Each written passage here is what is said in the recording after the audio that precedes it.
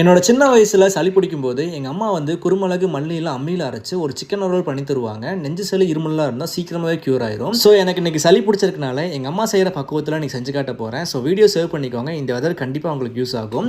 இது செய்யறதுக்கு வந்து ஒரு கடாயில் வந்து 1 டேபிள் ஸ்பூன் அளவுக்கு மல்லி, 1 டீஸ்பூன் சோம்பு, சீரகம், 2 டேபிள் ஸ்பூன் அளவு குருமிளகு சேர்த்து நல்லா வறுத்து இதை அப்படியே வந்து அம்மிக்கு வந்து மாற்றிட்டு நல்லா அரைச்சிக்கலாம். இல்லை அப்படின்னா நீங்கள் வந்து மிக்ஸி ஜாரில் கூட போட்டு நல்லா பவுடர் அரைச்சி எடுத்து வச்சுக்கோங்க.